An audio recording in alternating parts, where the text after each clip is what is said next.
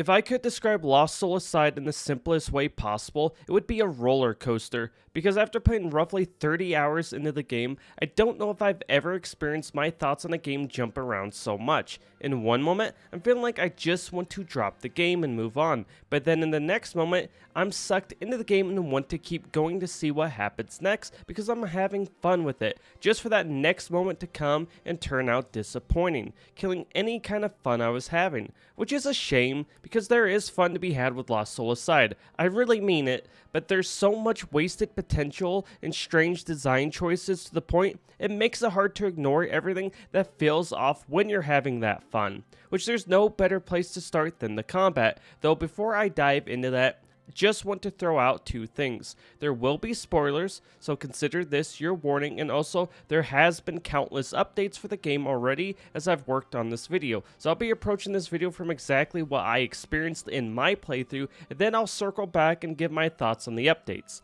Now with that said, the combat in Lost Soul Aside from the surface seems like it follows your typical action style game formula. You have a variety of combos you can unleash through the use of light and heavy attacks. You can also dodge, block, use items, and so on. Nothing wrong with any of that, but once you dig past the surface to see what's below, you realize there are a variety of mechanics around these actions that are used to try and spice up the gameplay that unfortunately misses more than it lands, though I should probably explain what those mechanics are. So to start this off, we need to look at the almighty Lord Arena, a dragon who during the opening of Lost Soul Aside fuses with the main character whose name is Kaiser to help give him the ability to fight back against the various threats they come across known as the Voidraks, which this starts with an ability simply called Arena Power.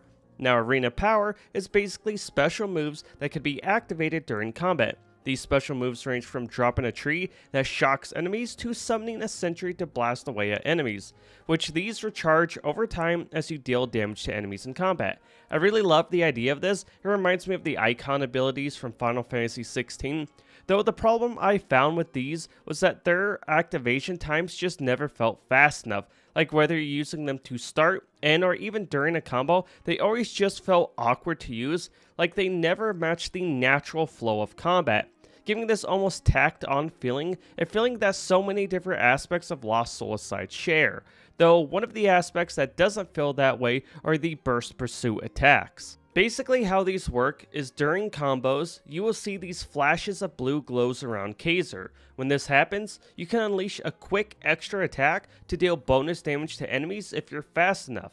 I really like this and wish they would have fleshed these out even more. Not that they are some ignored mechanic, but there's something here that I feel they could have went deeper with. Like I imagine a system where these pop up every other attack, allowing these crazy damaging combos that test your reflexes. But since the full normal combos with weapons don't rely on you hitting these to keep a nice flow going, it wouldn't be punishing to players who couldn't keep up with a system like that. But that's neither here or there, though I truly feel they should have focus the gameplay around this single mechanic. With that said, all of you probably notice I said weapons. That's right, you're not just running around this world swinging a sword. You have 4 different weapons you unlock throughout the story, and each one has their own mechanics to master. The sword is very versatile, not being the best at anything, but works great no matter what enemy you are fighting thanks to the cool energy waves you can launch out from it, mixing well with its short range attacks.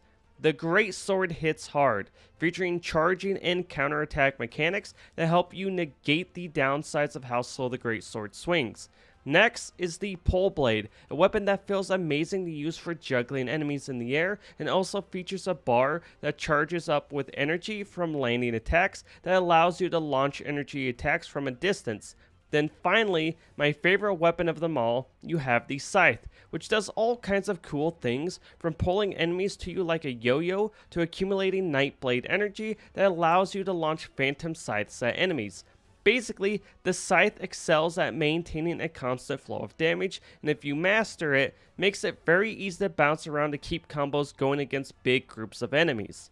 Now in general, having multiple weapons with their own interesting traits isn't new to a game like this, and it's honestly a no-brainer to include since it's a straightforward way to make combat stay interesting as you progress through the game. but how you do this is so important to get right, and if you don't, it can instantly drag down the entire experience. Like, how are you approaching swapping weapons mid-combo, and does one weapon moveset flow seamlessly into the next? Are the enemies built around every weapon so it makes sense to have all these weapons, and so on? These things matter, and that's where my issue with these weapons come into play. First off, outside of the basic mechanics I just mentioned for them, the weapons have other mechanics tied to them as well when you're out exploring. The greatsword can push or smash different objects, the polearm can be thrown to hit distant targets, and the scythe can be used to grapple across gaps. I don't really have anything against these kind of ideas or mechanics, but they rarely felt good to use. The reason I say this is at times you get these really cool moments for these abilities that feels really good to do, like using the greatsword to activate a trap to damage enemies during battle. But then you get these other moments like using the polearm to lower a bridge to cross a gap, which just feels like a way to pad out runtime that doesn't feel great, and these moments really just constantly had me thinking if they just cut down how many of these things were slapped throughout the levels and upped the quality or complexity of them, they would have flowed so much better and enhanced the overall experience. It's like there was no restraint with these things or much thought behind them. The biggest example of this is probably the greatsword, honestly. You get these sections where you're surfing on the greatsword, and these moments should be highlights of the experience, but the experience is super bland. You very slowly move right or left, and if you want, do a little jump attack. Seriously, that's it. There should have been so much more to these moments. Better advanced movement that tested your dodging ability during these times. And yes, I know I'm being super picky compared to normal with things like this, but that's because there's so many little things like this that they all add up into something big that truly affects the overall experience. I mean, just look at the rest of the mechanics I haven't even mentioned yet around combat. You have Fusion Merge, which as you do damage to enemies, you build up a bar that once full allows Kaiser to transform, giving him the ability to dish out greater damage. Next, you have Sync Finishers, which after breaking an enemy's stance that's represented by a yellow bar underneath their health bar, you can unleash a special attack combo that varies depending on the weapon you have equipped. And what I really like about these Sync Finishers is how they're not just tied to the enemy you're attacking. If an enemy is killed during one of these combos, they can then chain into another enemy, keeping combat flowing smoothly. Now these two mechanics sound great, and they are. I had a blast using these during combat, but then you have these other pointless mechanics that have no idea why they are even in the game, such as the stamina bar. Doing various actions such as dodging, blocking, and using certain attacks can drain your stamina bar down, which has negative effects, like turning your dash into a basic dodge roll or losing the ability to perform a burst pursuit attack. I have no idea why this is even in the game. I mean, you could argue that it keeps the player from spamming overpowered abilities in combat, and maybe if I played on the highest difficulty, the stamina bar would truly come into effect in like a tactical way that maybe makes the gameplay better, but at the same time, what makes games like this so much fun is having the freedom to turn into an absolute psycho when performing combos with all the abilities you unlocked throughout the game. Like, why does blocking need to drain stamina? It's honestly challenging enough getting the timing down, because blocking doesn't just work by holding down the button. You have to actually tap it every time an enemy attacks. And while I'm on the subject of blocking, you will have moments where enemies will glow blue during an attack, indicating that they can be perfect blocked, interrupting their combos, which feels very satisfying to do. Though what's best about this system is the fact that you don't have to block every attack up to this point. You can dodge every attack and then perform a perfect block on the ones you can, adding a pretty fun system that allows you to play how you want. Not to mention, you can dodge out of any attack you perform, even something like a Sync Finisher, and that feels so good to do since you also have perfect dodges as well that gives Kaiser the ability to burst attack an enemy in close distances fast. But like I said, these actions drain stamina, and the fact that running out of stamina can take away these key actions makes the constant flow of combat feel inconsistent in a way that's not necessary, and I'm always asking myself when I'm playing different games, if this was taken out of the game, would the game be better, stay the same, or be worse? If it's one of the first two, then I feel the mechanic was pointless, and I strongly feel having a stamina bar did not make this game better, no matter how little or big its effects may be. Then to build off of that, every weapon you get also has 3 elemental versions you can find. These include fire, ice, and thunder. Each one of these have their own effects that can be inflicted onto enemies. Fire does burning damage over time, lightning chains electrify damage to surrounding enemies, and ice creates frost on enemies, causing them to take more damage. Though the effects don't stop there. If you inflict electrified on an enemy, you can then combo either burning or frost with it to increase the power of these effects. For example, inflicting electrified on an enemy and then attacking with an ice weapon will allow frost to build up faster, while inflicting frost on an enemy followed by electrified will cause a huge AoE burst attack. This is a great idea that I can fully get behind. But 2 things drag it down. The first is burning and frost effects can't mix, so you are punished for using weapons with fire and ice elements together. I don't know who decided this was a good idea. It basically directly punishes you for having all 3 elements equipped, where really the game should be encouraging you to use all of these elements together. Like, imagine if inflicting burning on a frost-covered enemy created hot steam that damaged surrounding enemies, or if you had something like inflicting all 3 elements on an enemy had a special effect, like inflicting elemental poison. I mean, there's an icon for poison in the game that seems to serve no purpose, but this would have made the combat that much more interesting. Definitely when you look at what kind of negative effect having a system like this can create. You're constantly going into menus to equip and change around weapons, bringing the gameplay to a standstill, where what they should have had was a stance switching system, where instead of having something like the 3 arena powers that you could equip and use, you move those into normal combos that you can do through a series of button combinations, and you replace those 3 equipable powers into fire, ice, and lightning stances you can learn as you progress through the story, and use all your weapons with that element when in that stance. This eliminates the need for having all these elemental weapons and focuses on making the core gameplay experience that much more exciting to engage with, since it's putting all the focus squarely on the combat. Plus, this would have had some side effects like making story progression even more exciting, since you could have made every other level give something new. You get a great sword in one level, and you get a new stance in the next. Though with all that said, if there's one final issue I have with combat, it's something that I can't truly put into words. I mean, when I mentioned earlier about how it's important that swapping weapons or how combos flow together can make or break a game, I feel that kind of slightly happens here because of how core parts of the controls are designed. For example, the sword can instantly launch an enemy into the air simply by pressing heavy attack after a light attack, but that's not a good flow. I want more control over when I launch an enemy into the air during combos. Having such an important move be tied into a basic combo like that can feel restrictive, or even how swapping weapons is done. I would rather have had weapons be tied to the D-pad for a more quicker swap than relying on a weapon wheel or quick swap that follows a rotation, which then you would of course move items to the wheel instead. But changes like this are the difference in a game feeling great instead of just good. Like Devil May Cry, Nier Automata, Metal Gear Rising, and so on. All feel really good to play, but something just feels off about the controls in Lost Souls side that at times just doesn't feel good to me. I suppose, though, while that's not every mechanic you can find in combat as Kaiser in Arena, I should probably stop rambling and move on to the enemies you are battling with these various mechanics, which is this alien race of creatures known as the Vordrax, whose designs I really love, from the lower class Vordrax having a weak but savage look to them, to the higher class Vordrax having an almost demonic angelic style to them. The creativity with these designs really do stand out, though I should also mention there are other kinds of enemies such as wolves, monks, and so on you fight outside of the Vordrax to try and mix up the enemy variety as you make your way through the levels.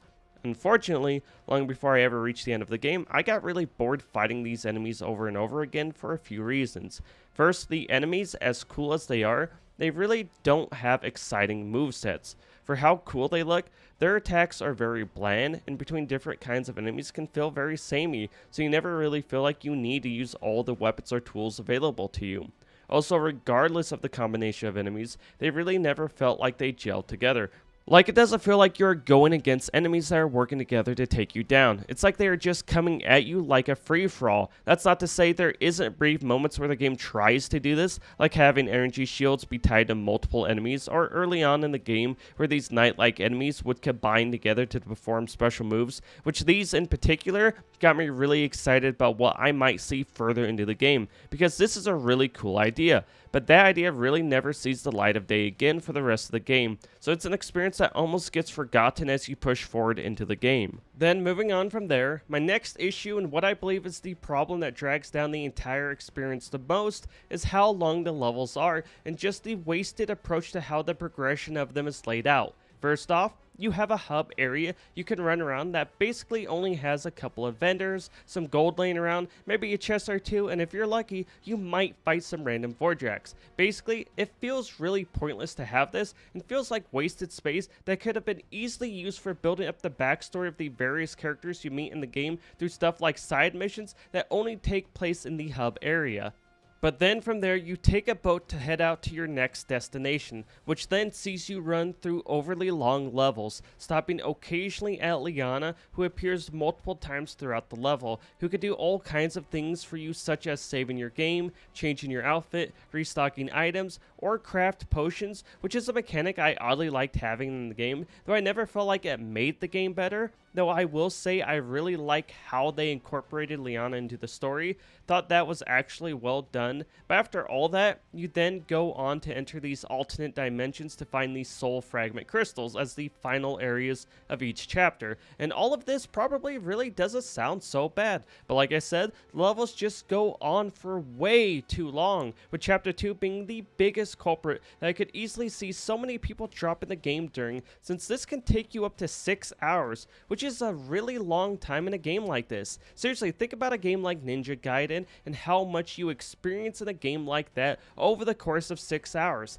It's a lot, and that's what frustrates me the most about this, because they have a lot of cool ideas scattered throughout the actual levels, such as puzzles where you have to line up pictures through moving objects on the floor in a certain order, hidden challenge arenas that test your mastery of the combat mechanics. You also have various platforming sections where I had a lot of fun since I'm a sucker for obstacle courses in games, and on top of all of that, there are parts where they kind of mix all of these ideas together, like during these surprisingly diverse boss fights I absolutely loved, where you will have cool mechanics, like throwing up a barrier by powering switchers or else you instantly die. But since the levels are so long, it's hard to appreciate getting to or experiencing these parts of the game where the game design of the levels or mechanics of the combat shine, because they are so far apart, especially in the early parts of the game, it just ends up not feeling good, where if you cut out a bunch of the fluff and make the moment-to-moment gameplay from fights to platforming to puzzle solving flow together quicker, the experience would be so much better, because it makes it so you are always experiencing something new. You never sit on a level or environment for too long, which I believe really helps these style of games feel fresh to play from start to finish. Then you give the players that extra content after beating the game, which Lost Soul Aside does with harder difficulties, boss rushes, and more. So basically what I'm saying, it's a shame they went this route with the level design. But now moving on from there are still a few more mechanics I want to talk about, because like any RPG, Lost Soul Aside has your standard stuff. Items you can equip called trinkets, various skill trees for your weapons that give new attacks or give permanent bonuses to your stats. You have upgrades you find to improve your arena powers, which these come from boss fights or found in the levels you travel through. Something I enjoyed and wish was done more instead of by the end of the game. A big chunk of these upgrades are bought from a store, adding a very rush feeling to this system. Finally, Lost Soul Aside has a system I'm not sure I've seen in any other game, and that's a weapon accessory system. So how this works is you equip accessories to your weapons that add different effects and stat buffs, improving everything from Kaiser's abilities to Arena's powers. But what makes this system interesting, these accessories can actually be placed as a physical object on your weapons with some customization options. Now this isn't the most revolutionary thing ever, and it can be a pain moving accessories around to different weapons, but this is an idea I really would love to see in more games. It's just simply fun to play around with. If you want to ignore it, you can really easily, something that I wish I could say about the story and characters.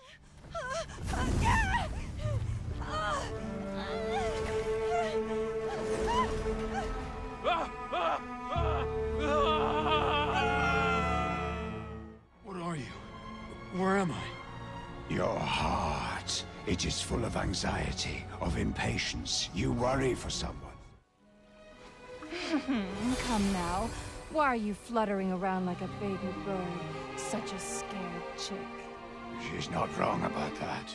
Because the story is so bland and I don't know how. The idea of a character going on a journey by fusing with a giant Vordrax dragon and traveling through dimensions collecting soul crystals so you can stop a villain named Aramon to save your sister who's trapped in a coma should be a slam dunk runaway success. Some will call this generic. I see a story that is anything but that, but it's told in such a boring way that it comes off as generic. The main character, Kaiser, has as much growth as a turn-up and a voice that sounds like a solo leveling audition that got thrown in the trash can, which the voice acting all around is just not great, though I think the actors that did Arena, Zana, and some of the boss enemies did a great job, and I won't completely throw Kaiser under the bus. There are a few moments where he's okay, and how funny the voice acting was at times honestly made the experience better with how cheesy it all felt. Almost like I was reliving the voice acting in Bullet Witch. But jokes aside, the biggest problem with the story outside of pacing, like how bad the opening starts with trying to introduce you to the mechanics of the game, just to rip it away before you can truly get a feel for the combat. Seriously, the game should have never started with this. It just feels so clunky and strange. Like, I get you want the whole effect of, hey, you're gonna see this way later on in the game, but it just doesn't land here. But anyways, the biggest issue is the main villain, Aramon. He has such a strong, we needed a villain, and this is the best we could come up with vibe. While you do interact with him every time you enter a new alternate dimension, there needed to be more of him in the story, something more compelling, like he himself should have took your sister's soul, just something beyond the basic humans are trash, I must destroy you type of deal. But then you have someone like the Emperor who felt like a much more compelling villain with the parts he plays in the story, and even his boss fight was so much cooler than the fight against Aramon. There's nothing I dislike more than a final boss fight being boring, and that fight just didn't do it. At least give him like 3 forms. Put me through a gauntlet after making it this far. So yeah, the story just wasn't it for me. Now as for the performance, so the game has had a lot of updates since I've played and finished it. These include performance updates, bug fixes for things like the skill tree not unlocking, audio issues fixed, weapon tweaks, and so much more, which I have gone back and the game feels a lot better now thanks to a lot of these updates, which I played it on PS5. Now with that out of the way, as for my experience before all these updates, it wasn't that good. Frame rate wise, I rarely had any dips, I didn't run into any game breaking bugs luckily, I did run into a large variety of audio issues, had several game crashes in the back half of the game, cutscenes had really weird transitions that felt really off, and this list goes on. It's probably one of the worst experiences I've had in a long time. If it wasn't for the updates that have been improving the game, I would have told all of you to give this game a hard pass, but because of the updates and how much the game has improved a lot of the little things, I now feel fine saying it's worth a playthrough at a discount. Like $20 is probably a fair price, maybe up to $40, but that's kind of where I'm a little hesitant. Since if I'm being honest, in no world should this game have ever been priced at $60. I never put value into games based on how long they are, I put value in games based on the quality of the experience, and Lost Soul aside doesn't feel like it should have been $60. Though I understand the development of this game has been rocky. It started out with a single person working on it whose name is Yang Bing, a man who just wanted to create something he loved, something I can easily respect. But the problem that so many indie devs run into, regardless of everything that happened around this game between him, Sony, and everything in between, too many indie devs try to go too big with their first game. You don't need to make a huge 20+ hour game. A simple 5 to 10 hour, well thought out experience with good replayability goes a long ways. It lays the foundation for what you can do next. Though I will say, despite all the problems Lost Soul aside suffers from, there's a lot of good in this game. The combat system can be very fun to engage with, the art direction is great, and the music will probably go underrated. So hopefully down the road, we can get a sequel or another game inspired by it, because with some polish and fine tuning of these ideas, there's a great game just waiting to be made.